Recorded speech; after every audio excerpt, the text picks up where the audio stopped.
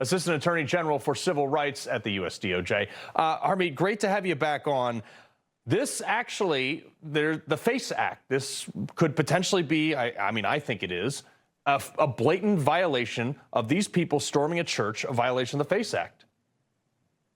You're absolutely correct. The Attorney General reached out to me about this yesterday when I was on an airplane, and before I landed, we'd already scrambled the jets and gotten prosecutors assigned to this, as well as reached out to the FBI and had agents assigned, and the U.S. Attorney's Office in Minneapolis assigned to this. Mm-hmm. So there are already several law enforcement officials working on this as of yesterday evening. What people need to understand about the timing of arrests is we're a little bit different than the state prosecutors, who are, I think, frankly, refusing to do their jobs at this point.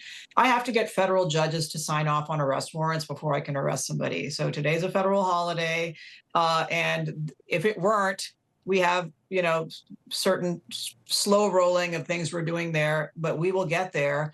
I have seen enough video and evidence at this point to believe that what we saw and what we're seeing on the screen there is multiple violations of, at a minimum, the FACE Act, as well as other federal statutes. And so we want to bring as strong a case as we can against as many of the offenders as we can. And we are doing that with all due speed. And the Attorney General is personally checking in with me every couple of hours, and she is extremely motivated to make sure that we do justice in this case. I mean, this would be excellent. I mean, I know I've been hard on Attorney General Bondi in the past for not arresting people.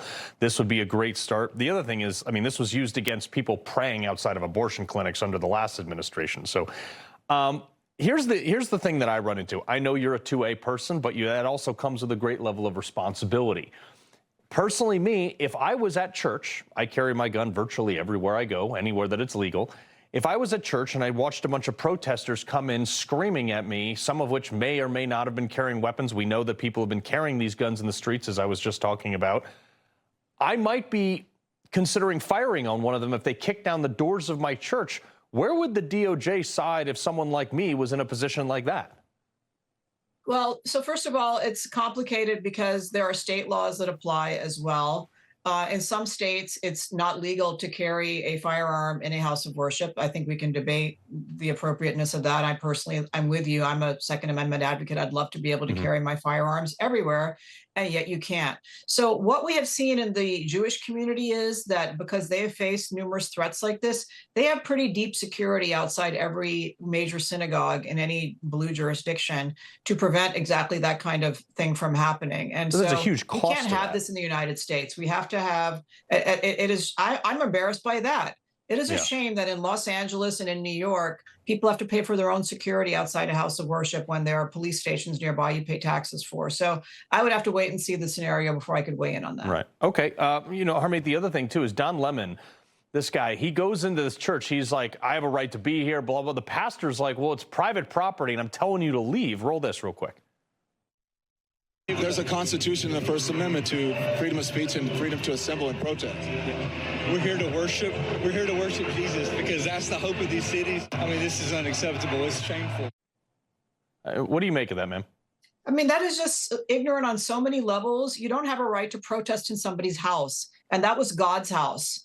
And the First Amendment does not apply to your, barging in as a trespasser into God's house and literally violating federal law by disrupting a worship in progress and terrorizing children and moms and making them cry and running out the back door. And then he goes out and he says, this was the whole purpose. We want to put people in fear so that they rethink their policies. No. Not in a house of worship, a sanctuary of God. It is outrageous behavior. And by the way, outside he's backtracking and he's like, I think he realizes he's in hot water now by some of his statements he made yesterday to try to clean up what he did after I got activated and the Attorney General got activated on this. But the First Amendment does not protect journalists when they're committing crimes themselves. Okay, I'll just leave it at that. Yeah, and he knew about this before he went into it. He just didn't disclose it because he was all in on the thing. Harmeet Dhillon, we appreciate it. And look, you say you've seen enough to start moving forward. I hope so. I hope to see that soon. You will. Thank you. He loves the Constitution. He fights for what's right. He hates the bad guys. He's a freedom warrior. He's your freedom warrior. Watch Carl Higbie every weekday on Newsmax.